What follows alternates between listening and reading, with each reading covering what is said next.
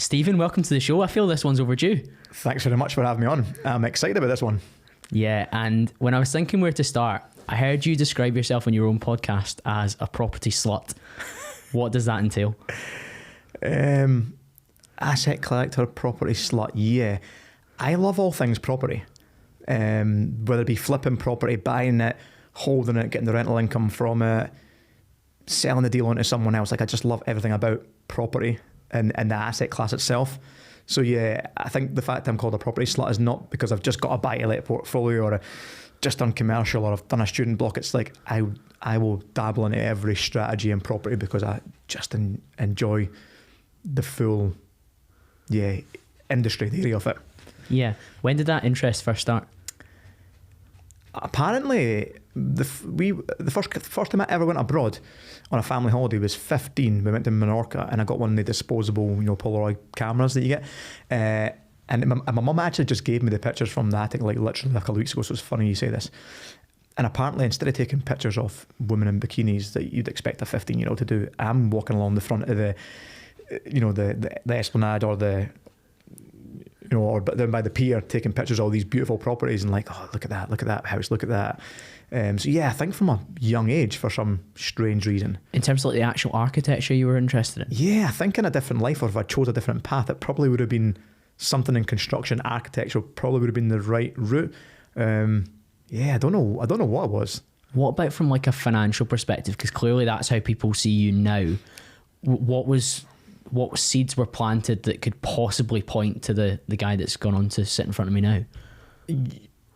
Most people, when you look at a Sunday rich list when you're growing up and you're trying to figure out your path in life, and you look at the top 100 people and you look at them and most of them are, most of them have made their millions through property, and it almost planted a seed.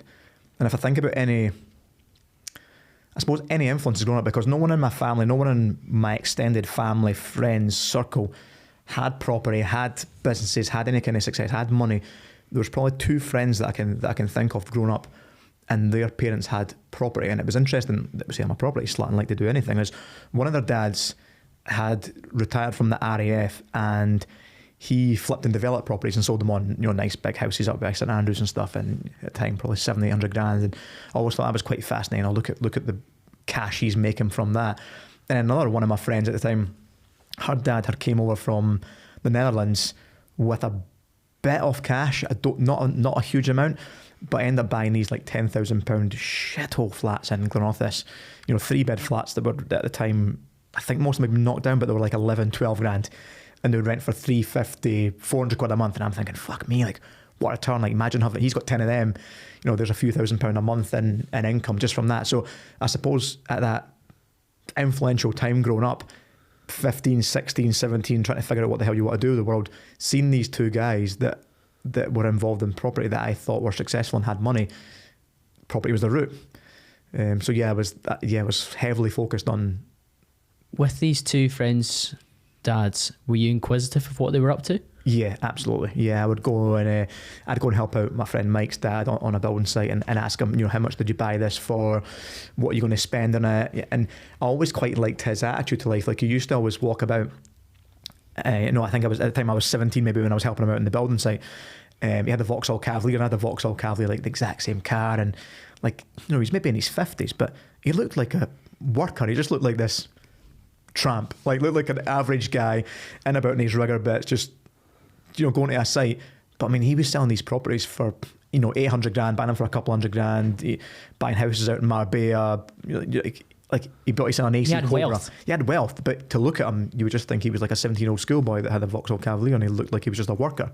So I quite like that. And then the other dad, I did help him out a lot. Every time there was a tenant that trashed the property and made a mess of it, I'd always go and help them out. Like, do you want to earn some cash? I'll give you 20 quid for a day's graft clearing out this flat. And you just see the absolute shithole they left. And so I did want to get exposed to it and ask as much questions as I can. And obviously I just go online and look at, how much was a £13,000 loan to buy that flat. How I could pay that off in 7 years with a 7-year loan, then it'd be my property, and then I'd be able to get this 375. Straight away, rent. The numbers were ticking over in your head. Yeah, straight away, always the numbers. The numbers always made sense to me for some reason. I think that's an important realization though, because when you look at what you've gone on to do, it makes a lot more sense when you understand those influences, but also the fact that you were getting into the nitty gritty with those. Because if it had just been based on you quite like the architecture in Mallorca, or you were quite interested in the fact that your friend's dad maybe had a bit more money and a bit more affluence, he had the house in Marbella, that's cool, and you realise how he got there. But when you're actually asking them like, and what was the loan on this one, and what's the rental on this, you really starting to understand why you've built a level of mastery in a sector. I did. The numbers really appealed to me. Even at school, literacy, English, just scraping by, bare minimum. Maths, easy. There's a black and white. There's an answer to it. There's an exact answer. I don't like something where there's a grey area, which is, I suppose, at the same time, my dad buying our family's first property was quite influential in that time. And I remember him buying it. I think it was £42,500. It was a repossession from a farmer, and him and his friend, knocked down the roof and turned this 2-bedroom cottage into a 5-bed house that we lived in. But not long after that, or after the main construction was getting done, my dad had a bad car accident and broke his femur. So him escaping the poor area that we grew up in to move to the countryside and get this house, quickly his income dried up and he didn't work. So I basically lived in a building site most of my childhood. Bare plaster on the walls, no central heating been installed, just bare floorboards. So sleeping by before we can get furniture and stuff like that. So there was a bit of hardship growing up around property, which taught you, well, my dad's got this loan out, he's bought this property, he's now got a home improvement loan that they're to the wall on it, and because he's now not got the steady income, he's now struggling to finish this property. So as much as property for me always signified wealth and growth, it was also a bit of a pain point. You were also getting involved with a buy-to-let portfolio where the tenants had trashed the place, so you saw the reality of that too. Oh, absolutely. I remember one of the ones that I helped him strip out. He left me for the day, and he had a skip outside on a second floor of this tenement block, and I was just launching all the shit out the window, and I ended up hitting a guy with a bit of wood since it bounced off the skip and hit him, and as he came back to deal with this issue that I'd caused, and he gave the guy £100 and he went on his way. I remember saying, like, how the hell did I get that stuff off the wall? And he was like, yeah, that's baby shit. And I'm like, what? Like a tenant's just got their child's nappy and drew scum or whatever on the wall off of this property. I'm like, fuck, like, yeah. So I saw literally the shit side of property from probably when I was 15, 16. Yeah, it's so important. And what led you to then go into the oil and gas sector? The route for me was all about the money. All about the money to make money to buy property. I thought all you needed to do was make money so I could buy property. I went a bit of a ski with route, like really influenced by my dad to go to university because no one in our family went to university. Tried it up in Aberdeen. Lasted 6 months. I really wanted to join the Royal Marines, but fell in love with my first girlfriend, and that pulled me away from that time when I was in the Royal Marine Reserve. So I had this weird transitional period of I just go and work as a chef in St Andrews, where I'd work seasonally throughout school and college and all that kind of stuff. And it wasn't until I actually turned 20 where I got an opportunity for an apprenticeship engineering in an oil and gas company based in Fife, but they manufactured subsea oil and gas components to go offshore. So all their clients would be offshore. Aberdeen. Yeah, so it was all based in Aberdeen, but the manufacturing plant was actually in Dunfermline, local to where I was. And I knew how there was FMC, the company I worked for, and there was also Moss Moran, obviously where the oil and gas come into near Cowdenbeath. So there was a couple of big employers that, the guys that did well, the younger guys that had the nice cars were the ones that got apprenticeships with them. Then they went offshore and they made a good buck. So I'm thinking, right, I'll follow the money. My dad was in the oil and gas industry. I knew people that went in the oil and gas industry. I need to chase that route just to get the money to buy a property. But university was a pressure thing from family in order for you to earn the money, or what was the driver? Yeah, my dad tried to climb the oil and gas industry, and I think because he had went to college late on in life, like I remember him when I was a child, going to night school to do his HNC. He would always get surpassed by the guy who had just left university. So he'd been in the industry for 20 years, and it'd be the graduate that'd come in. On the fast track? Yeah, on the fast track, you'd get left behind. So he didn't probably want that pain for me, thinking, go to university, you can fast track it. But not knowing that wasn't really my journey. It wasn't what I was destined for. Certainly, I might have been academically capable. You wouldn't think that listening to me, but it just wasn't who I was, what I'd like to do, and I thought there was something with more purpose than just going to a university and getting a 4-year degree and going on a job. When you get this apprenticeship then, how quickly do you start to scale your income levels? Because the main reason for being in this sector is let's earn some cash so I can funnel it into what I really care about, which is property. Well, when I started in year 1, I'd already been working as a chef, and income had kind of increased quite a lot off the level that I was at. So dropping the income into a first year apprenticeship, I ended up taking on 2 jobs. So one of the chefs that I'd worked with, a female, she was really, really good as a really, really talented chef. She'd prepare the menus and make everything look pretty. But I loved the hustle and bustle of cooking and having there's 70 covers outside and I'm organising this absolute chaos. So I loved that. So we actually made a really good partnership. So when I started my apprenticeship, she'd says, well, I've been given a head chef's position at this, this country inn up near Perth.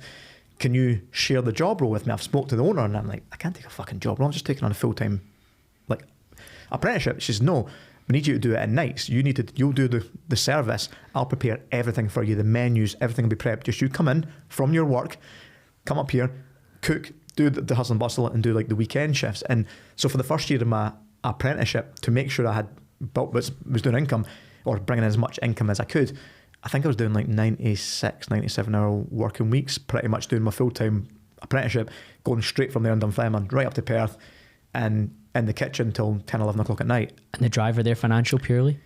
Yeah, just, I think I've got this dumb hard work means something ethic in my head.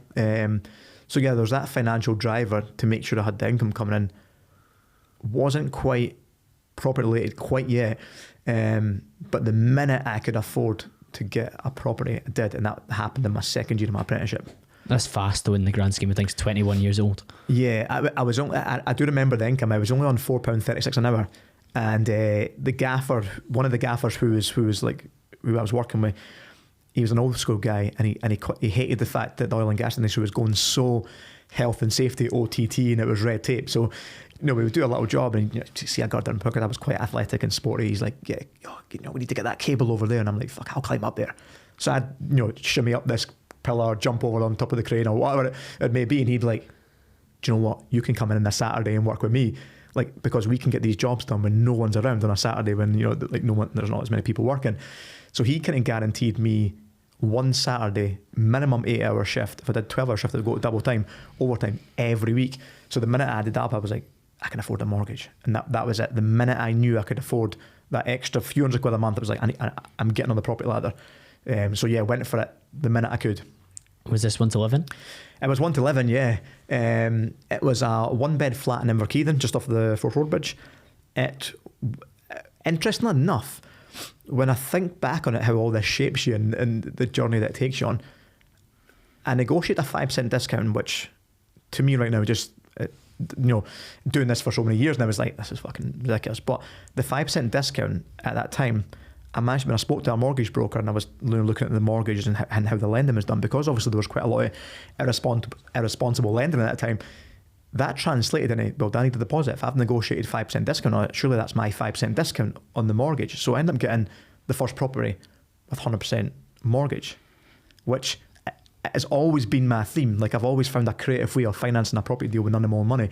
So even from the very first one, it's like I've just done it. I've figured it out. No one told me, no one said it. It was just me asking these questions. So what do I need? I need a deposit for that, but you can base that based on the purchase price, on the valuation, not the purchase price. And the mortgage broker's like, yeah, okay, so I've negotiated 5% off it. That's my deposit. Oh yeah, and then away we go on the first one. Yeah, exciting, isn't it? And it gives you that positive feedback loop from the start. Yeah, fuck it, holy shit, I pulled this off. It didn't go smoothly. I quickly fell down. So when I renovated that property, I pretty much renovated that one with myself. Let's make a little bachelor pad. Let's rip everything out. One of my brother was a joiner. They were an apprentice as well. Get them in. My dad taught me how to tile. My friend came in and did the rewire with me. It was just figuring out how the fuck we do this. How do we rip this apart? How do we put this together? How do we maximise the layout? And it was just a lot of hard work. And then, you know, fast forward a year later and I'm back in the bank and, you know, the property price index is obviously gone up. At this point, I'm thinking, yeah, so I can actually take money out of the equity I've created in this property. So I'm like, yes, perfect. And by this point, I'd found a 3-bedroom house in Cowdenbeath. And I don't know if it was because, I look back on this and I'm very conscious of this now. We must have been going into a recession. But the way it felt like to me, looking back on it, was I purchased the second property in April 2008, and it felt like days later the market collapsed. Do you know what I mean? Like it felt like, fuck. Like that was the quote unquote financial crisis, 2008, wasn't it? Like, yeah. And it was a very different financial crisis to the recessions we've experienced since, because it was the institutions that were fucked, basically. The responsible lending I probably just mentioned, like, you know, giving 22-year-old me an extra 17 grand on this 1-bed flat, some of which I blew in a trip to Ibiza, and then the rest it was a deposit for the next property. But you know, at the time I'm thinking, well, I'm this property mogul. That's me. I'm going for it. Like I've created this equity through this renovation. I've pulled it back out. I've bought my second property. Like, here we go. Like, let's get this momentum going. And then boom, stopped right in my tracks. What happened during that period in terms of the property market? Well, like, I mean, I fell off a cliff. I didn't sell that property, the 3-bed house, for I think 13 or 14 years. Like, it took that long to recover from that position. I mean, the most pundits kind of say we're, you know, 20-30% drop in prices. Some areas have recovered, some areas haven't, some areas have went double. Like, it's really area specific. But at the time, it took the wind right on my sails. But I always think that's all part of the lessons in the journey that you go on.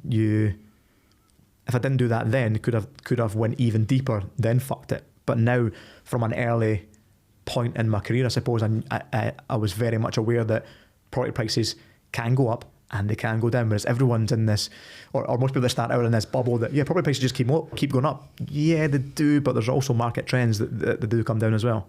It's an interesting one because so many people are always predicting that this year will be the year that they dip again, but it's been such a long time that they have been going in that other direction. But as you say, it is area specific, because you can find areas where they're stagnant, houses sit in the market longer, but then you have others where people are continuing to pay 10, 15, 20 grand over the home report regularly. Yeah, absolutely. There's a guy that predicts an 18-year cycle, and he's predicted that, is it Fred Harrison? And he's predicted the last 2 crashes by saying that over the last 100 years, you can predict the property prices. You know, they go up, they come down, they have a mid-cycle wobble, they go up, and then then they have a little dip, and then they shoot up for a, you know, they call it the winner's curse, where they're just shooting up, and it feels like that's what they've been doing the last few years. I think when COVID kicked in, we all thought, shit, that's it, the market's going to crash then, and not. I think his prediction's always been 2025, 26, if I remember right. And when COVID came in, you thought, he's wrong. This is the thing that's going to fast track it and crash it early. It didn't. Then you had this spike again. You're thinking, fuck, he's done it again. Like, it spiked again. It went up at a huge rate. So then you look at it going, well, what are we in now? Are we at the end of that sharp spike? Are we coming to the decline? Based on going through 2008, what do you do now to ready yourself for something like that again? Pay attention to everything. Be liquid. Maybe being liquid's not the right thing, because I've developed the skill set to raise other people's money to buy deals. So I think being aware. I think when I was younger, 21, 22, and I was in that position before, my network wasn't including any other property investors. I didn't tell anyone I was doing what I was doing. No one else was doing what I was doing. I was just kind of keeping it to myself. So I wasn't meeting with other investors, chatting about the market, the economy, what the politicians are doing, what policies are coming into place. So I think that being that more... You weren't in a group chat where a policy change would get flagged to you immediately as it's done today, for example. Exactly. That's really interesting, because your environment design dictates that you're probably more able to respond to things now than back then, where if the newspaper comes out or the BBC News at 6 comes on and you're like, oh crap, shit. I mean, even back then, I have tried to look into it before and see when people say when that crash happened, and a lot of times they're saying that it happened in America at the end of 2007. So if I actually watched the news and paid the slightest bit of attention, I probably would have predicted that, oh shit, something's happening or going to happen over in the UK. But it was just this blindness of, you know, almost like the people that are on crypto bull runs. Oh, it's, you know, Bitcoin's going up, let's keep going, let's buy into it. It's almost like people just buy into the property at that time. And I feel like that's happening right now again. So yeah, I think now preparing for it with a whole lot different mindset, grown so much, learned so much, got a totally different network. I think they do say that most millionaires are made and lost in recessions. So I'm kind of excited about the next one, because I feel like that's my time. This next one's my time. I feel like I've clawed myself out of it the last 10, 15 years, that I'm like, this next one's mine. I'm going to go into it with a clear mindset, focused, going to have so many opportunities coming up. I'm going to take full advantage of it. There's a lot to be said for laying the foundations, readying yourself. So there's a reason that we train, so that we can handle the battle. Yes. And if we go through these periods that are relatively easy compared to what might come next, just ensuring that we're readying ourselves with some of the foundations we can put in place, whether that's things like liquid capital, whether that's a portfolio that's been mindfully built rather than impulsively built on cheap credit or very short-term planning. I think that's why I looked at Aberdeen as well a lot. Okay. Because looking at the trends and how I think, I basically say the first 10 years that I spent in property, I pretty much fucked it. It was like a lesson. Everything was a lesson learned. You were pretty much just getting your apprenticeship in it. No, you knew no one. You were talking to no one. You didn't have a network. You were just figuring all this stuff out yourself.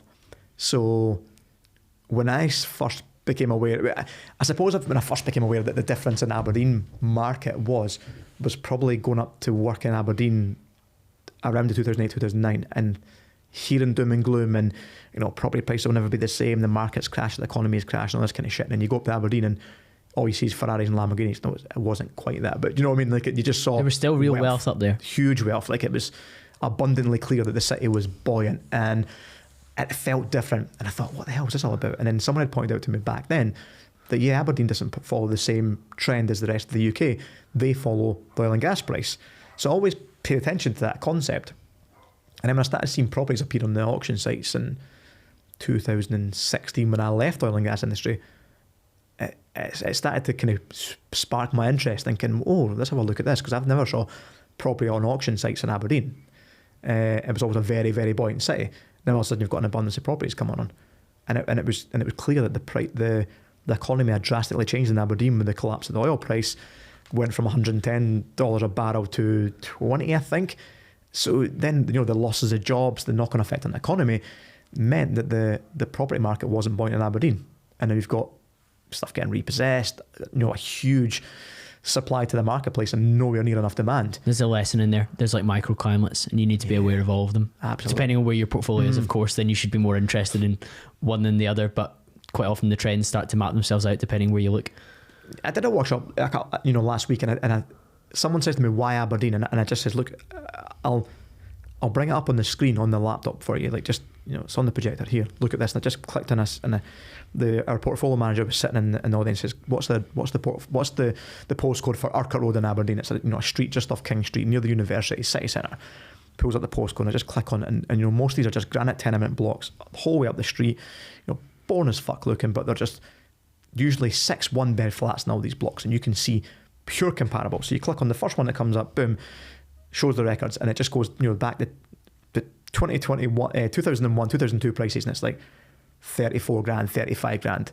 It just sale price, going all the way up to 2015, 16, where they hit 120, 130, and all of a sudden, the last few years, back down to 40, 36 grand, 37 grand, the prices I've picked them back up for. And I'm saying to people that, everyone says, when would you, I wish I could buy property 20 years ago. Well, you can buy property 20 years ago prices in Aberdeen. And all I thought of was, that's a trend. So that first 10 years of, like you say, is training and learning the foundations and understanding my craft made me look at Aberdeen with absolute certainty and clarity, going, you're buying them at discount prices, at wholesale price. Like, just grab this stock, get the cash back out, and wait for the market, wait for the trend going. In those first 10 years before you know what you know now, what was your strategy like in terms of accumulating property? Not very focused.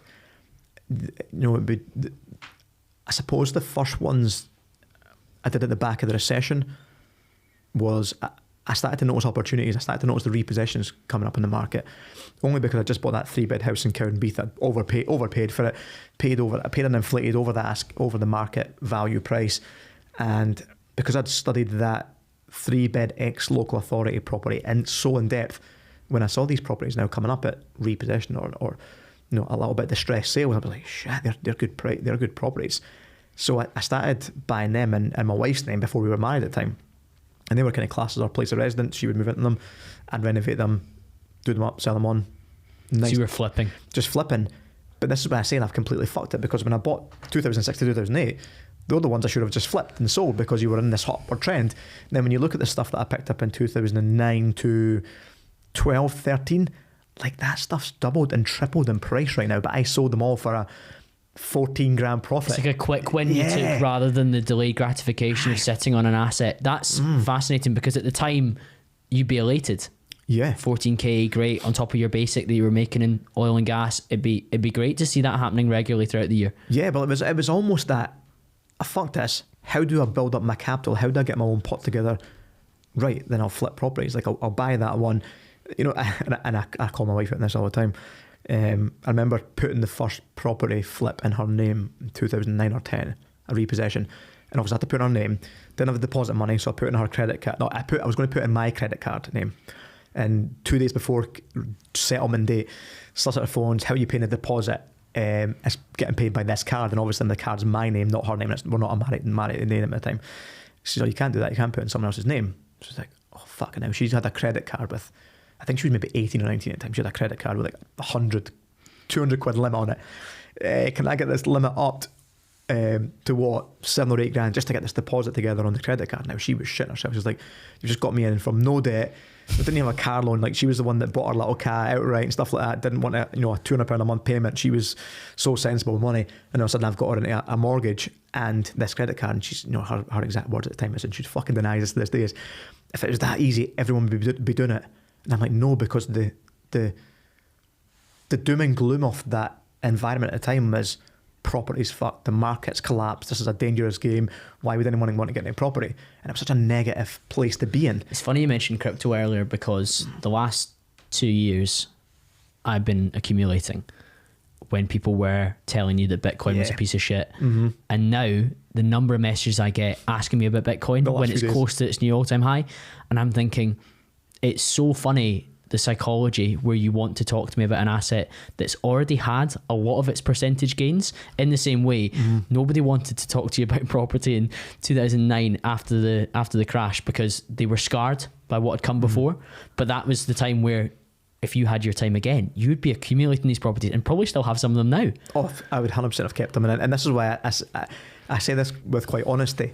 Every single time I look back on that first, God, even the first 13 years, I'm just like, fucked it, did that, fucked it, flipped all those properties during that time period. Like, wow, imagine. There's a lot of experience gained though that's serving you well though. Huge experience gained, and that's why. And on reflection, when we drive past properties like the ones we'd sold on for a small profit, like you say, you've capitalised that gain, taken a tiny little bit of profit, and you're like, Jesus, they these ex-council houses are now selling for 160 grand.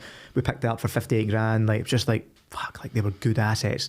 Good solid assets, good rental income.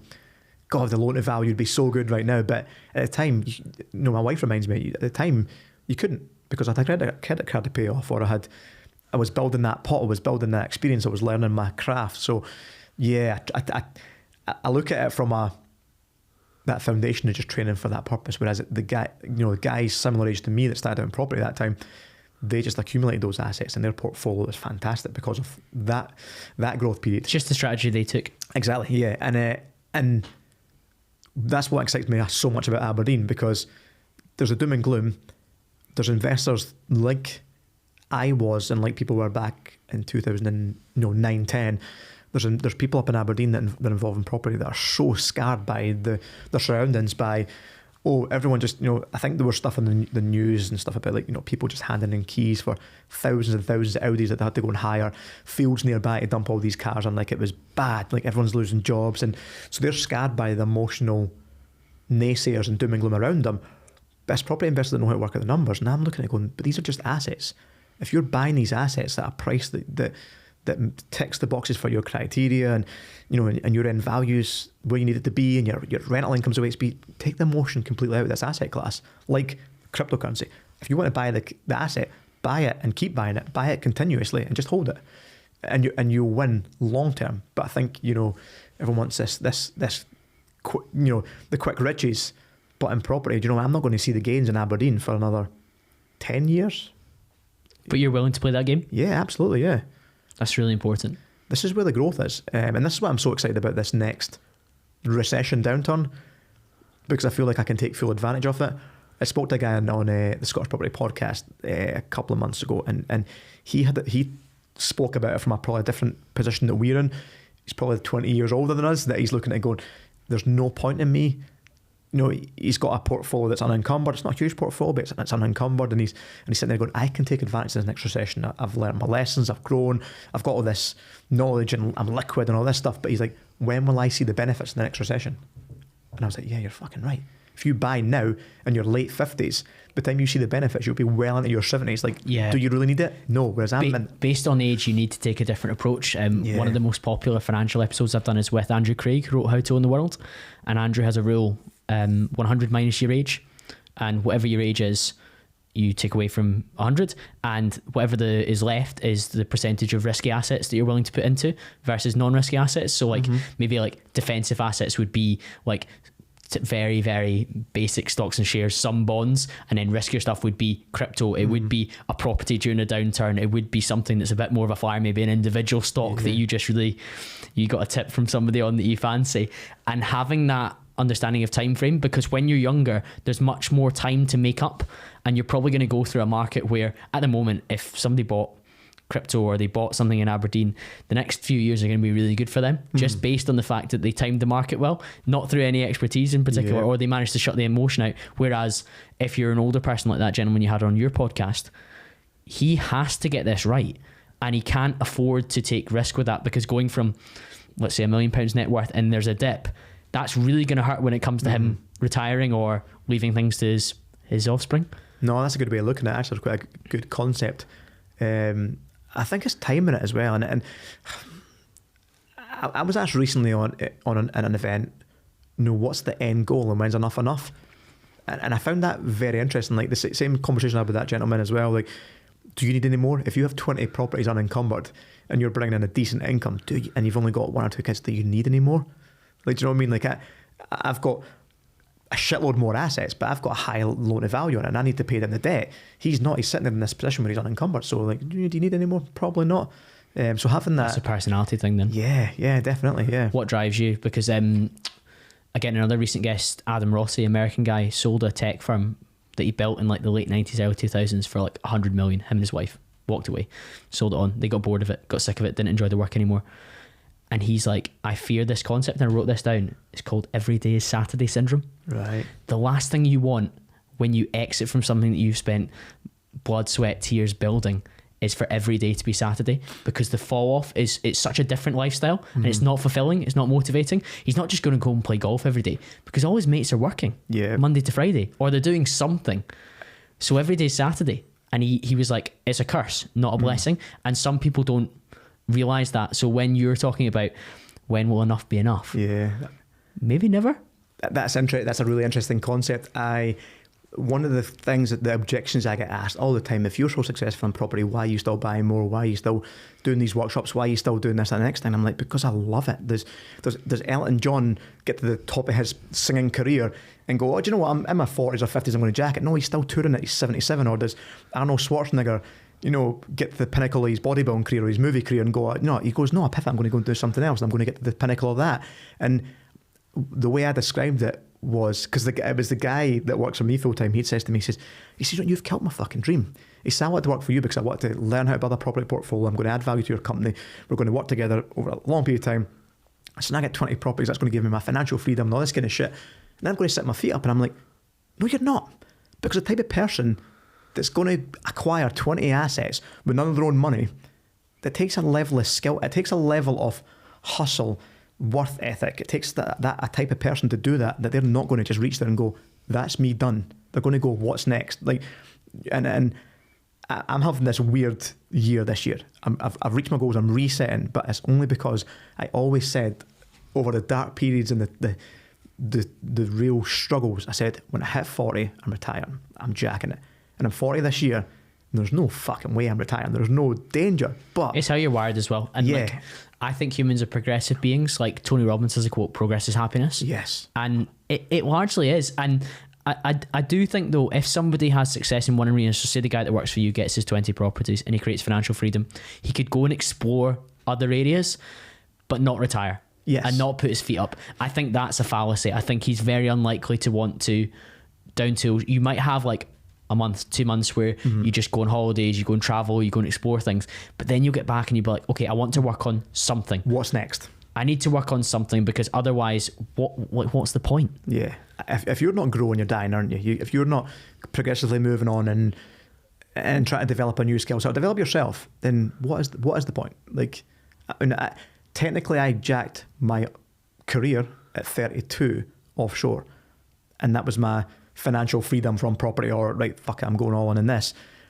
So you don't just retire at 32. Like you say, your friends are all working full time. They've got families that they're doing in the weekend. So what, you're going to try and catch up with them on a Saturday or a Sunday, and what do you do with your time? You need something. You become listless. Yeah. And could you imagine that, like a knotless thread? It's just not how you or I are built. And many people that choose to listen to a podcast like my one are sitting there thinking, oh, like it'd be fun for a bit to have some time off, but then I would want to chase the next goal. Yeah. Do you? I mean, I feel like sometimes I do envy people that are quite settled down, content in their mind space. Like they're happy doing a 9 to 5. They're happy having nothing else to progress, to drive, to push. Because I'm assuming you're the same, where your mind never switches off. It's always in the go. There's always something moving. You're always thinking. I can be restless. Yes, all the time. And it's like, fuck. Like you know, sometimes you wish you can switch that off, but it's a blessing and and a curse sometimes. Yeah, I've done a lot of work to be content and happy with where I'm at, and what I've built in the last few years in particular, where it started to accelerate and the kind of the foundations have allowed me to like build onto those.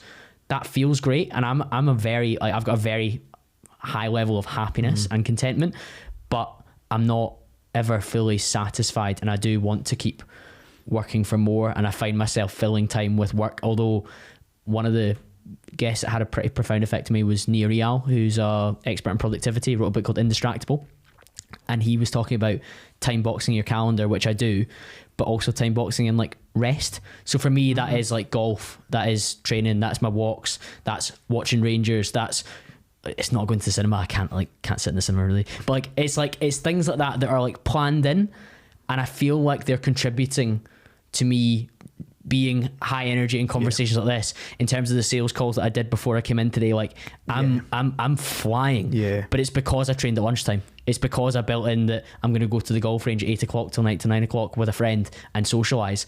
Those things are built in. So I feel like it's like planned rest is a great way for somebody who's got a similar level of restlessness to you and I. Otherwise we would just fill it with more laptop work. Absolutely. Undoubtedly. You would just keep going. Yeah, absolutely. I feel like, that makes sense. It does. It's you must schedule time with your daughter. Yeah, all the time. I mean, I think it's for me, it's setting the standards for what you want to live to. I set the standards when Maya went to primary school. The 5-year goal that I had up until that point was, now this seems really weird when you look at it from a business point of view, but the assets were the freedom for me. The assets were the time freedom. It's never the property portfolio is never about the money. It's never about the valuation. It's never about the equity. It's never about the net worth. It's never about the cash flow. It's the freedom that it gives me. And the only goal I had for that first 5 years was I want to have the ability to walk Maya to school and pick her up. And it was weird because the portfolio was going at a staggering rate. That was going well. And then I quickly realised that I'd built a business, and I thought, shit, I'm just going to build up assets, and these assets will take care of my lifestyle and my income. Then I'm like, shit, that phone never stops ringing because there's always a maintenance, there's always something on the go with the businesses. So I employed my first full-time member of staff 3 or 4 months before Maya started school, and I realised that he was the one that gave me the freedom to actually do it, because if it wasn't for that... His salary was the cost? Yeah, his salary was the cost. But you just had to work that out to understand that and agree with yourself that it was worth it. It was worth it because that allowed me to achieve my goal. My goal was to walk Maya at school and pick her up. And as much as she's in primary 3 now, fast forward 3 years later, sometimes it frustrates me and it adds pressure to me, because if I drop her off at school and I go down the office and get there at 9:30, I know I'm going to leave at 2:45 to go and pick her back up. So I've got to be in the office for 5 hours, which By the time the phone rings and you've caught with people in office and you're dealing with staff, that day quickly evaporates into a lot of unproductiveness, and it frustrates me because then I'm like, right, now I'm needing to work at night as soon as she's down, or as soon as I've been in the gym, or as soon as I've been training. Like, so you always have to try and cram everything. And so for me, 6 o'clock in the morning for the gyms are non-negotiable, because I need to get that in first thing in the morning. If I don't get it in first thing in the morning, it's not happening. Taking her to school is a non-negotiable. And then I've got this period in the middle where I can be productive, but I know that it's the point where everyone else is going to be asking something from me. So that's the point where I'm probably not that productive. So then that falls now on me. By the time I pick her up and do my jiu-jitsu, or I go to the sauna and steam room for my relaxing time, I know the sacrifice is I'm having to work till 11 o'clock at night, midnight, to catch up on the shit that I've missed during the day. So there's a phrase that both Chris Williamson and Alex Hormozi are doing really well to push now. It's like, pick your hard. And you've picked your hard. Your hard is, I need to go and train at 6 o'clock in the morning. Your hard is, during those 5 hours I've got in the office, I need to be productive. I can't end up scrolling Instagram. I can't end up playing email ping pong with somebody that I'm not being productive with. I've got to outsource tasks really ruthlessly to people in my team that I've built out that are able to do this job as well as I am, so I can focus on the higher leverage stuff. And the other end of the hard is, at night you're on the laptop once Maya's gone to bed, and maybe you aren't able to spend as much quality time with your wife during that period, but then you've got to find time and another time to spend time with your wife. That's hard. But that type of hard is on your terms because of what you've built. And some people would give an arm and a leg for that level of relative freedom, but they also sometimes don't understand what it looks like at that moment when you do wake up and you're like, I'd really rather not train today, but I know that if I don't train, I'm not going to be the best version of myself. Or I'd really rather not focus for this 5 hours during the middle of the day. I'd much rather watch this YouTube video and laugh about what's going on in the world. Yeah, absolutely. You can have an extraordinary life without sacrificing something, and it has to be all squashed into the day, the 24 hours that we've got in a day. Now, like you say, people look at that and go, oh, that's fantastic, it's prick his door. But are they willing to sacrifice the 19-hour day, 20-hour day that you do to achieve that? Probably not. So yeah, everything comes with a balance point, doesn't it? There's a price tag. Yeah, there's always a price tag. Like, are you willing to pay the price for that? Yeah. Like, in the same way, like somebody might look at somebody's physique and say, like, oh, I wish I was like that. You don't understand what that takes to have that. Oh, it must be nice for you. That's one of the silly phrases that you hear. And it must be nice for you to pick up Maya, and you don't understand what you've had to do to enable that level of freedom. But it's really helpful because nowadays you actually get a pretty good insight into what people have to do to achieve that. And it's not behind smoke and mirrors in the way that it was previously. Yes, there's very filtered lifestyles on social media, but there's also ridiculous levels of realness. And across an hour and a half conversation that we're going to have, you actually find out a lot of what sits behind it, but also some of the really pleasurable stuff that you get to unlock too. Oh, absolutely, yeah. And I was keen to show that on my social media, Instagram, over the last few years of documenting that journey. Was put the reality out there.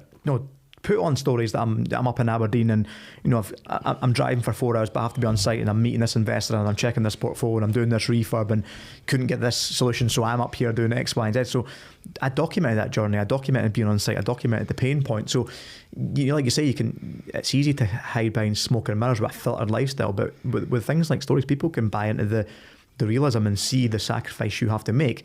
Fast forward a few years, it's maybe not as grueling now than it was back then in that period of growth.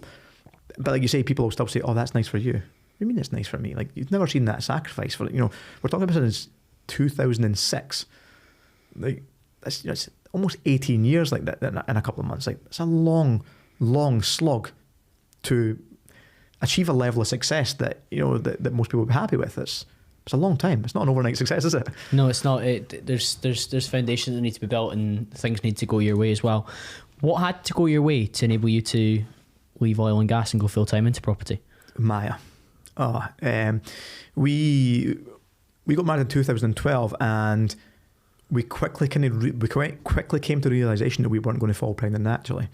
So we went through IVF, and I'm always very thankful of pain points and struggles, and when something doesn't go right, I always feel like something changes, something becomes of that pain point. And the pain point for me was the holy shit realization of I might never have a family, and then realizing that, oh fuck, that's something that I've always wanted. So that became clear. And obviously the pain point of the failed attempts over and over my wife and dealing with her emotions, like it's really mentally draining on your partner. and on a male. Like it really is tough going. As entrepreneurs, as people that are want something out of life, if you want something, everything's in your control to get that outcome. With getting your wife pregnant, there's nothing. All the tests, unexplained infertility, it's not working. There's nothing you can do, and it's completely out of your control. And I hated that fact that this was out of my control. The C word's really important when you use their control. Yeah. A lot of what the guests that I've spoken to over the last 3, almost 4 years now, optimize for is control. It's why a lot of them are sometimes alcohol free. A lot of them train really hard. A lot of them have built their own businesses because they don't want to work for somebody else and be controlled in their diary. So not having control of that area of your life, and health is very much linked to that, is a really, really difficult situation. And I can only imagine that put a strain on so many things. I mean, the control and a lot of aspects of that during that time period. I was working offshore. I was doing a lot of time down in Africa. Health, I wasn't in control of my health that much because of the travelling. I was getting times where I'd be offshore where I can train. I wasn't training my martial arts, which was my event, my focus. So that was making me quite agitated. I wasn't growing my portfolio as much because I was working away. Relationships were a sacrifice. Something would happen with a politician in the US, and something would happen in the Middle East, and all of a sudden oil and gas prices are down and they're making redundancies, and then I'm thinking, shit, is my job now at risk? So there's a lot of stuff I wasn't in control of, and the one thing that frustrated me the most was the fact that we couldn't get pregnant. So when Maya was born in April 2016, I had said to so at the time I was ad hoc, so they would pick projects. You're down in this project. I was down in West Africa and Ivory Coast at the time, and a lot of the guys are all crying out for work because the more you work away, the more you earn. And I was quite the opposite. I quite enjoyed the basic salary because I had a property flip or if something was getting added to the portfolio at the time. There was always a property project. I'd run my mixed martial arts show. I'd be in the gym, so I'd always have something to do. When Maya was here, it was like, can you give me a few months off to enjoy my daughter? They understood the trials and tribulations we went through to get her. It's like, give me a few months off. And it was probably the worst thing and the best thing they could have did, because I spent 3 months at home. And this sounds really fucked up when I say it, and I don't think people would really relate to it. But I started freaking out. I was due to go offshore on the Monday, and I thought that, when your baby starts making these facial expressions when they recognise you and they're awake smiling, I was like, she's going to smile and I'm going to miss it. And I started crying, and I was freaking the fuck out. I'm thinking, if I go offshore and I miss this, I'm missing this. And all of a sudden it just dawned on me, if I go offshore and continue working the way I'm working to try and gather income to build this portfolio, I'm going to miss the most important things in the life, which are the most important things to me now. So I did 3 days offshore, came back from a quick trip, straight in the office, and then I went in the HR and I says, can I get a redundancy package? And the woman just basically says, look, we're not meant to say the thing, but just hold tight, there's something coming out. And literally a week later, there's an announcement went out, we're looking for voluntary redundancies. My name was straight in, and I never ever looked back. It was like, I'm not going back. But it was quite a weird time because I knew that I wasn't going to be mortgageable, and we were in a 3-bed house, a 3-bed detached house, which we weren't quite happy with. And I knew that if we wanted to be settled in a house that we were going to be long term, we would need to move. So we quickly found a house, a 5-bed detached house, double garage, double the mortgage. And I'm now telling my wife I'm quitting my 70, 80 grand a year salary job and doubling our mortgage. She's like, I was going to say, you'd worked your way up the oil and gas ladder where the money was of a significant level, and you were funneling that into assets. But when that gets turned off, you have to rely on the assets and any funds that are available for you to start continuing to build the portfolio. Yeah, well, I got derailed a little bit because we touched on the oil and gas price collapsing, and it was almost collapsing at that time. It was a weird time. 2014 was really when I first noticed oil and gas have a shake, and then 2016 was pretty ropey. Yeah, I remember I think it was 2015. One of my friends went the same route as I went, from the Dunfermline plant offshore with the same company, and then he chased the money into subsea engineering, where he was working on the BOPs. And the route he went down, at the time he was sending me screenshots of his salary, and it was going from, we're on a 40 grand a year basic salary. By the time you've done your offshore rates, you maybe made 70,000, 75,000 a year. His salary was with a 48 grand a year sign-on bonus, a 24 grand a year retention, and a 320 grand a year salary. I was like, holy fuck, This is the income I want, and I've already got these skill sets. I'll chase the money. I'll make that kind of income every month, and I will add an asset to my portfolio every other month. Like, I'll just bank this money. I won't change my lifestyle. I'll just add the assets. That's a huge thing, particularly in oil and gas. There's lifestyle creep, isn't there? Yes, 100%. And this is what all the big thing with oil and gas industry is. Everyone gets sucked into that lifestyle. You know, if you're a storeman onshore, you might make a 30 grand a year salary. If you're a storeman offshore, you make a 70 or 80 grand a year salary. There's a huge difference in income. Plus, you have a lot of time when you're home to spend it too. Yes. So all I saw was this offshore mentality, is the people that would start offshore, they wouldn't keep their lifestyle the same as a normal person. Their wife would have the Range Rover Sport. They'd have the Range Rover Sport. They'd go on all these fancy holidays. They'd be like the keeping up with the Joneses lifestyle, where they actually fell into what I call the offshore trap, where they're now, you know, making 100 grand a year, but they're spending 100 grand a year, and they're like, fuck, I can't jack this job. My wife's now moaning at me. I've not got a relationship with my kids. I need to come back on shore and earn 50 grand, but now I can't. I'm stuck here. And you'd see, you know, offshore installation managers they're in their 60s, and you're thinking, how the fuck can you be making this money for all these years, your whole career, and you're still here at that age? And having to do it as well, not through choice. Because they're on their second divorce, or they've not got a relationship with their kids. And I thought, I've not seen a happy ending of anyone jacking this at 40 going, I acquired 20 assets, 30 assets with additional income. That was one of your initial plans, though, wasn't it? Yeah. Let's earn as much as I can in oil and gas and build the portfolio so I can leave my career early, not 32 early, but early. But there was no role model to look at that was immediately in touch to say, oh, he lived a good lifestyle, but a frugal lifestyle. He was conscious of his spending, but he had wealth. He had a nice lifestyle, but he wasn't balling out.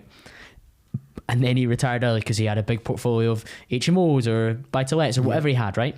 But there wasn't somebody like that. So it's really hard to see how you join those dots. So you have to take an alternative path where you almost jump and take the redundancy payment and go. Burn the bridges. I went down I started looking at the self-development and personal development at that time. And someone gave me, I was offshore down in Ivory Coast, and there was an Irish guy that said, oh, there's a magazine, a property magazine. I'm like, oh, gave me this property magazine, read this on my night shift. And I'm sitting there reading, and I'm like, holy shit, there's a network of property investors. There's a group, there's a meeting there, there's a meeting in Glasgow. So I ended up going along to a meeting in Glasgow and went on someone's 2-day property course through in Glasgow, 10 years after being in property.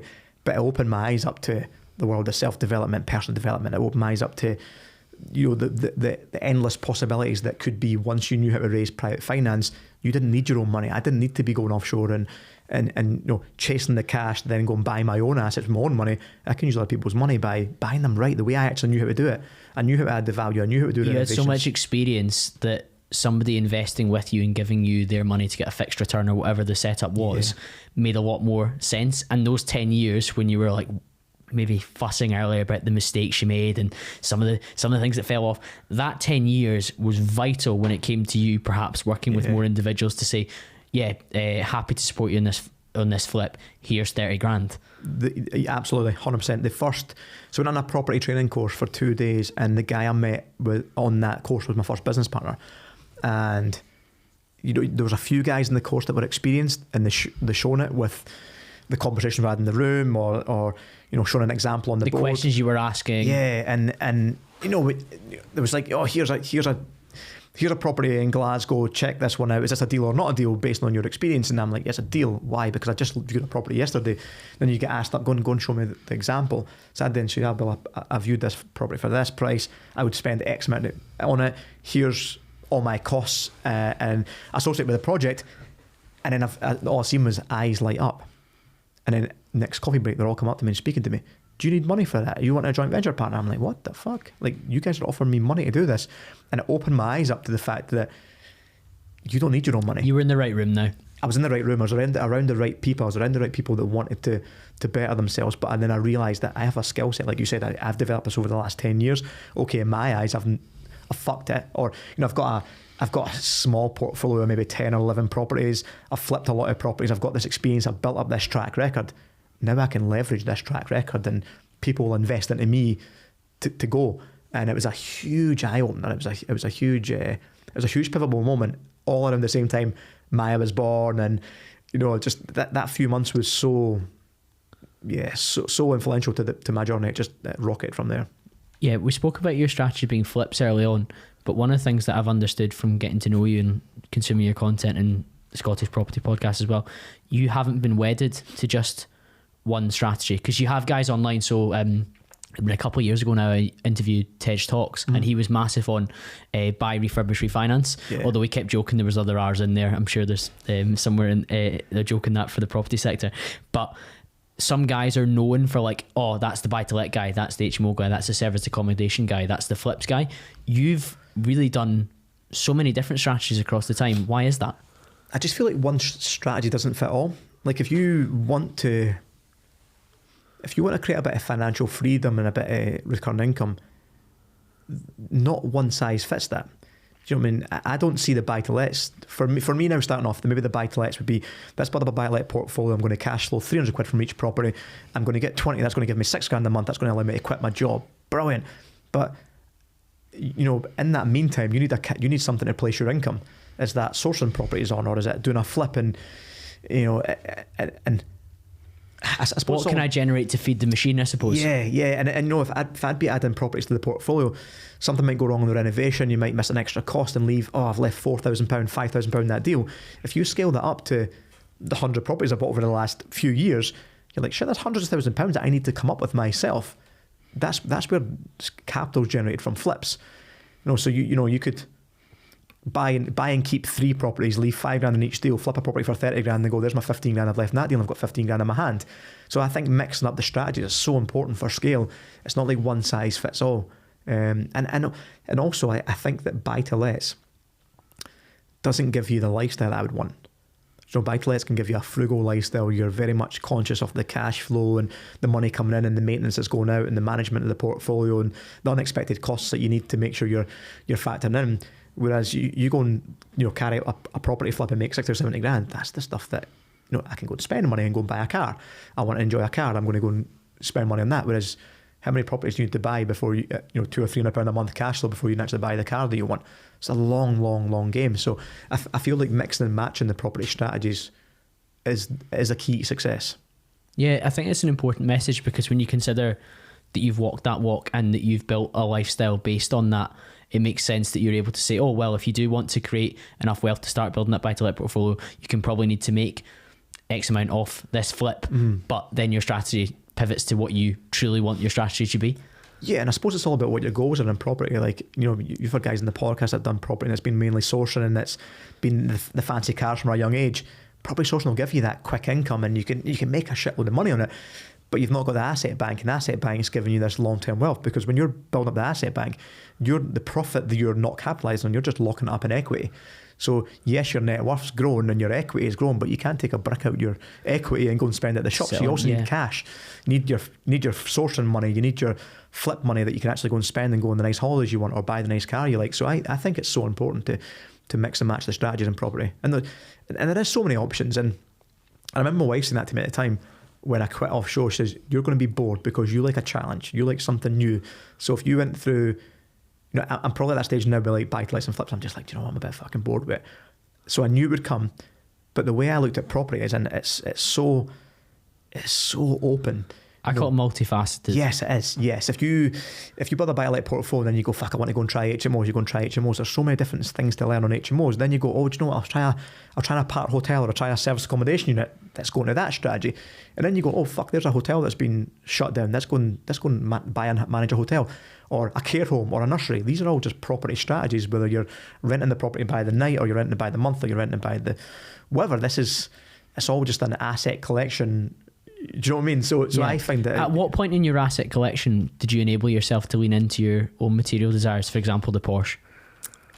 That was difficult. I sat with a mutual friend in Falkirk having lunch when I got the phone call saying, yeah, your finances approved for the Porsche. I'm thinking, fuck, I don't want to, I don't want to spend this money.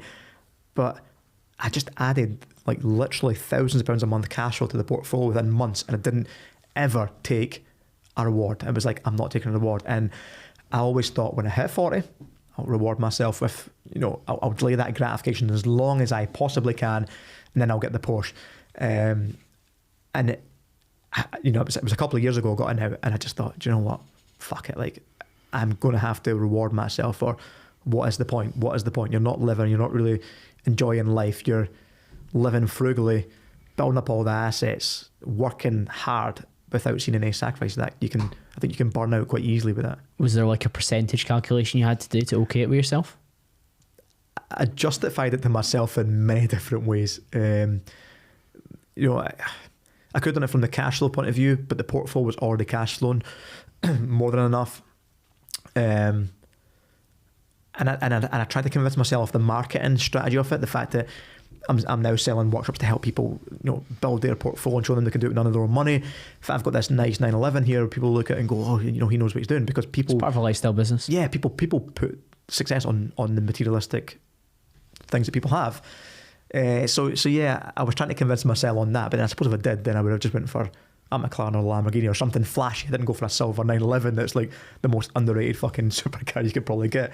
But importantly, it was a car that you wanted. It was the car that I wanted. It was the car that I'd always dreamed about. It's the car that I'd always spoke about with my dad growing up, like 911s was that. If you've got an itch to scratch, I really rail against people that are entirely anti-materialism, because there's times you just need to enjoy the fruits of your labour, and that's what you were delaying on. But when you did, you don't regret it. Yeah, 100% not. No, definitely not. The trips that I went on, the conversations open up, the different networks that I appeal to, I'm meeting people that are into cars and supercars and stuff like that. That was always my interest. So yeah, 100% not recommend. I 100% recommend, like you say, if you've got that itch to scratch it. Lean into it when you deserve it, yeah. and make sure you recognise that you deserve it. And I think that was important for you. Yeah, it was. And like I said, I'd looked at it from the cash flow point of view and looked at it, tried to break it down and justify it to myself. But then even just looking back at it from that conversation and stepping outside that, I don't deserve this, I shouldn't be treating myself. And then you look back at what I've done over the last 3 months. Oh, well, actually added £3,000 of cash flow to my portfolio. Well, fuck me, I deserve a £900 a month at 911. The numbers go there perfectly. Yeah, and there was another one. I started building up my stocks and shares portfolio, and I'd sold a lot of cryptocurrencies at the time, and I didn't enjoy looking at numbers. And I realised that the asset class that I like is the stuff that I can feel, touch, see, smell, whatever, whether it be cars or whether it be property. And the stocks and shares didn't interest me in the slightest. So I said, interestingly enough, I sold the biggest one I was in profit was a lot of oil and gas companies, but Tesla was one of the ones that was in profit so much. So I sold all my Tesla stock that was in profit to pay the deposit down on the Porsche. And basically I thought, whatever I can sell in profit, I'll put in as a deposit, and whatever I'm putting into a month, that's my payment. And it added up. I just gave it the justification, like, okay, treat yourself. I thought you would have had to explained it and justified it to yourself quite clearly, and you would have had to do the rigmarole. Yeah, so many ways to tick that box. Aye, so many ways. Even when someone slags me off for having a Tesla, or you're a petrol, but you've got an electric car, I'm like, I justify it by the way I break down the numbers. Here's my tax saving. Here's the benefit for me. I use this car personally, and no benefit in kind. And you know what I mean? I break it down in numbers. Like if it's, I don't know if it's the way my brain's wired when it comes to. But recognising that's important. Yeah. Otherwise, you torture yourself. Yeah, absolutely. And I knew that, and I knew the numbers on my phone, looking at my portfolio, my stocks and shares ISA, or the cryptocurrencies in my wallet. I knew that wasn't exciting me. I knew it just wasn't tickling my boxes, but I knew that selling that stuff out and putting in a huge lump on the car of my dreams was going to give me so much satisfaction. So that was giving me the satisfaction. And even now I still fight myself, imagine I'm still putting £1,000 a month into my stocks and shares ISA. That would be worth another 24 grand plus my growth. Oh fuck, what an idiot. But I've just acquired another few £1 million worth of assets. So do I really need to bother about the stocks and shares ISA? Not really. Speaking of one of those big assets, nicknamed the Dirty Nun, is that right? The Dirty Nun. The Dirty Nun. It should have been called the Dirty Nun. Yeah. The portfolio of student blocks. Probably, if I think about anything, any legacy, this is going to sound bad. Any legacy I want to leave to my daughter, it's the Dirty Nun. It's not called the Dirty Nun. Just to clarify that. Spittle. Yeah.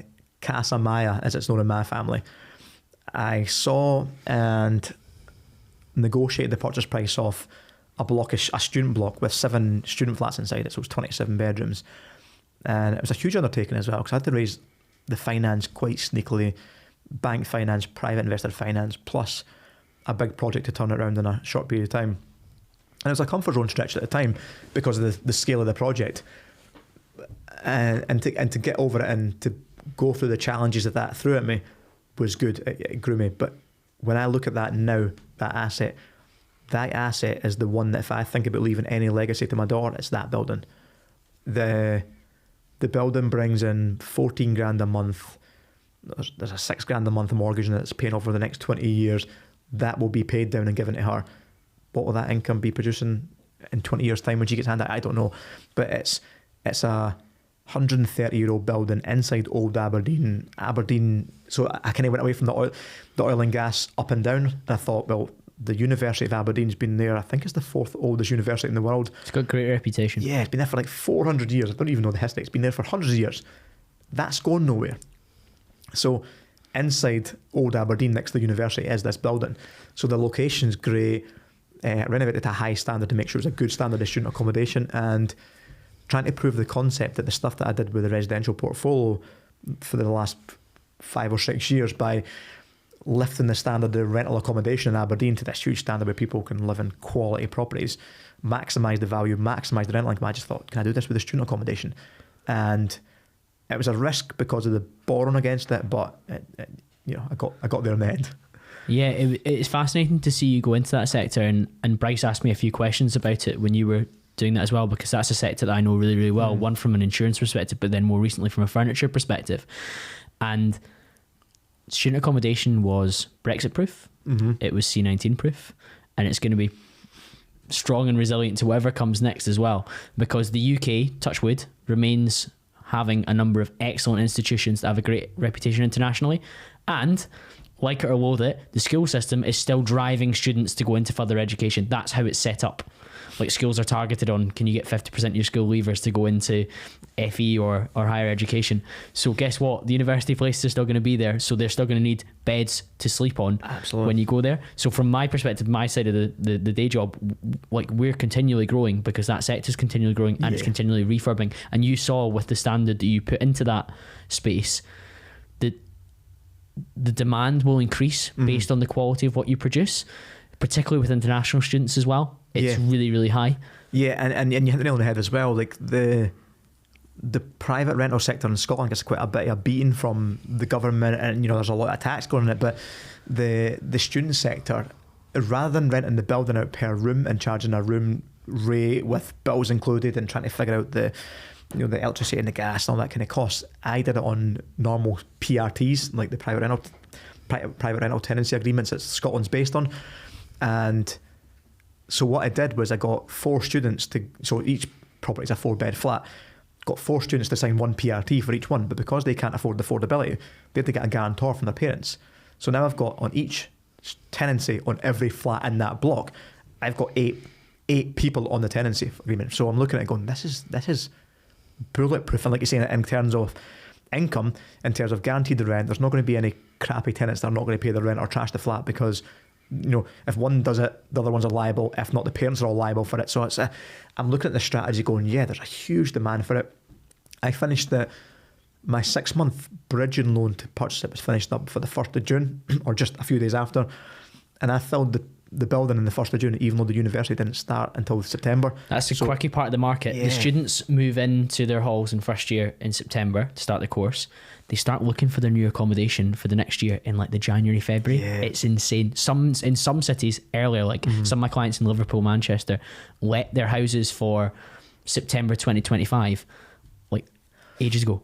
Terrifying. It's insane, yeah. And there was quite a lot of publicity around Glasgow having basically saying if you don't have a place in Glasgow University, don't come because you're not going to be able to find They were putting them in Stirling. Yeah, it's insane. So I'm hoping that transfers to Aberdeen.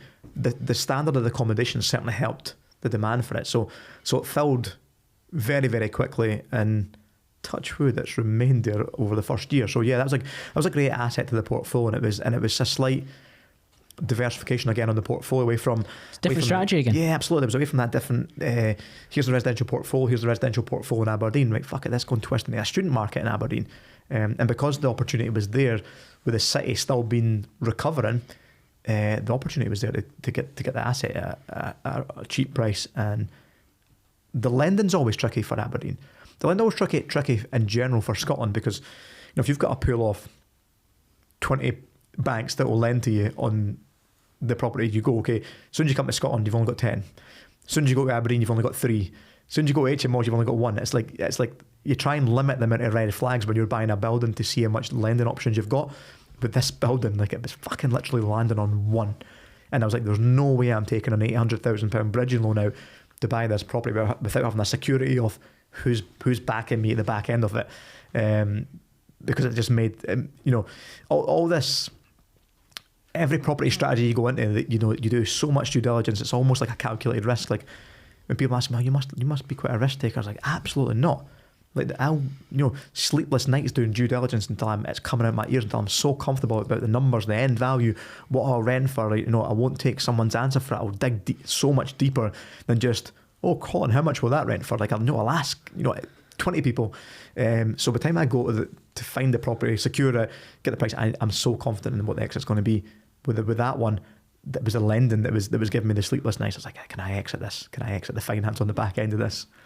Yeah, that was the box I needed to tick in order for you to proceed. But that's fascinating how much work goes in behind the scenes, because to build out a portfolio of your size, there's hours and hours that goes in behind that. Yeah, absolutely. You have to be comfortable with it. Like, if you factor in all your numbers plus your profit margin or your equity, if you've done all your due diligence and factored in everything you need to do, the risk is so minimal, it's unreal. Like, it's so, something catastrophic would need to happen probably 3 or 4 times over for you to go, oh shit, I'm losing my shirt here. And as much as I went over budget by 60 or 70 grand, which was quite a percentage on that what project. What were the main drivers?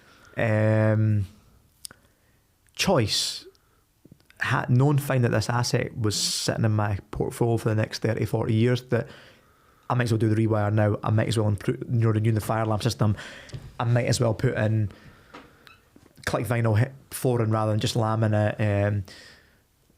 Furniture, it's a bit more sturdier, like just improving the quality of the offering rather than going, I'll do it as cheap as I can. Don't kick the can down the road. Yeah, because all I was going to do is have a maintenance issue in 2 or 3 years' time when the beds are all falling apart.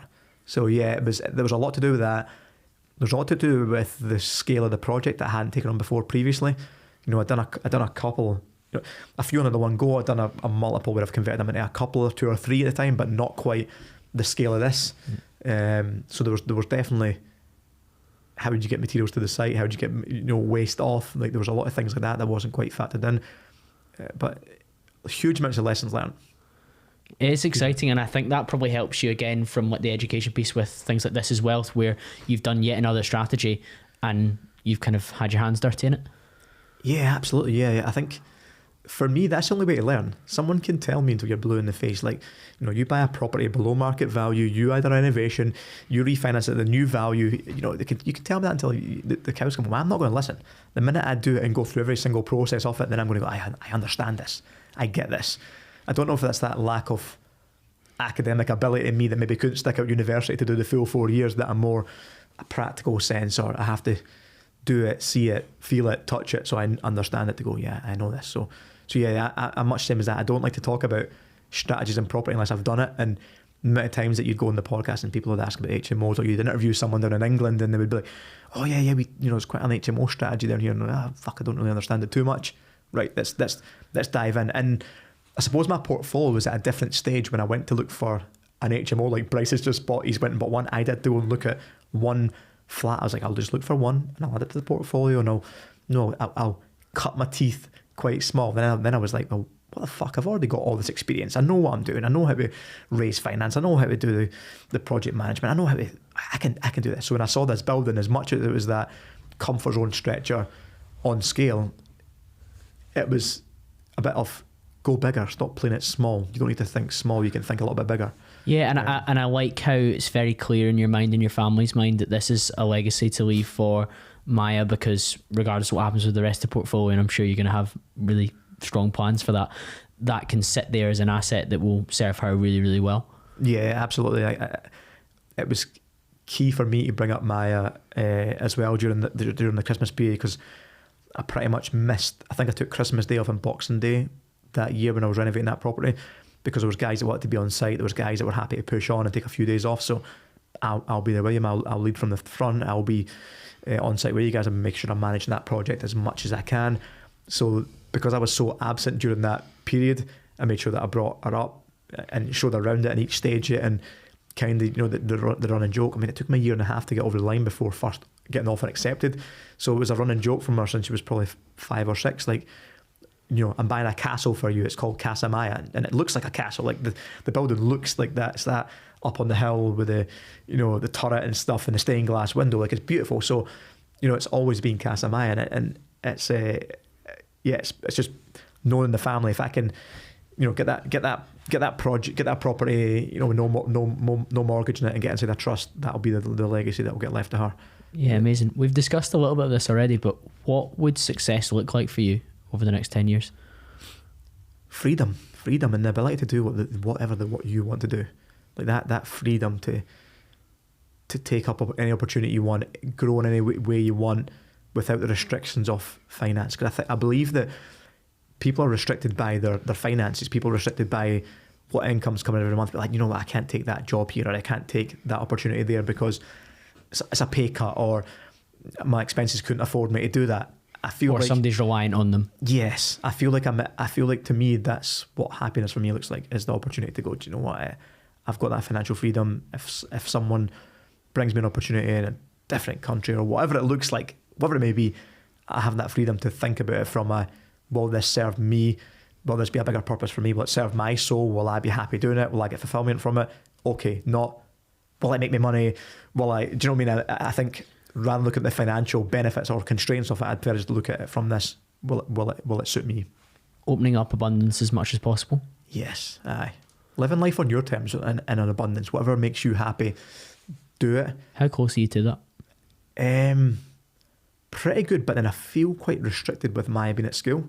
That it can't go anywhere I want in the world. Wife's happy in her career at the moment. I better watch in case anybody else listening or our bosses are listening. So restricted to the location at the moment, but when it comes to doing what I want to do, 100% there to a certain, well, when I say 100% there, not quite 100% there because I'm still reliant on location. But yeah, the foundations are there. I don't need. I've started booking in, like I said to you about before, hitting that milestone of 40 which was always one. Booked UFC 300 tickets to go out to Vegas in a few weeks' time. Taking my wife to Rome for her anniversary. We're going to hire a villa for my 40th in June. Family holiday out to the Caribbean in the summer. You're leaning into those desires that you had, which is great to hear. Absolutely. Just booked flights out to Los Angeles to do a road trip with my mate, hire a couple of Harleys for 2 weeks and go around West Coast to America and then out to Vegas for a few days, stuff like that. Just, you know, everything I wanted to do, I'm putting in this year and I'm doing it. I feel like it's a bit of a reset, refocus year. I can do it, so why not do it? And I know next year's going to make me so much hungrier to go again. Whatever the next 5-year goal setting I'm going to be doing, whatever it looks like, I'm going to be hungry to go again and not, oh, I'm 40, that's me retired, because we know that's never going to happen. Yeah. Are there any huge itches that are front of mind at this moment in time? I want to learn how to grow a business. I know this seems really, really strange because I've got multiple businesses, but I feel like I don't have that skill set. I feel like I know property inside out. I feel like I'm fucking so good at collecting assets. I'm so good at doing it none of my own money. You know, I really want to pass that on to people that interact with it. Doesn't matter your circumstances, your reality, your experience, whatever it may be. You can buy property with none of your own money. You can build a huge amount of wealth through property, and you don't need money. So to reverse that, I don't know how to manage people. I don't know marketing and sales strategy. I can't sell worth a fuck. Like, I really am horrendous. Like, it's probably my biggest weakness. And I'm like, I'd like to develop that skill set. So yeah, maybe all the stuff that it almost feels like I'm doing this in reverse.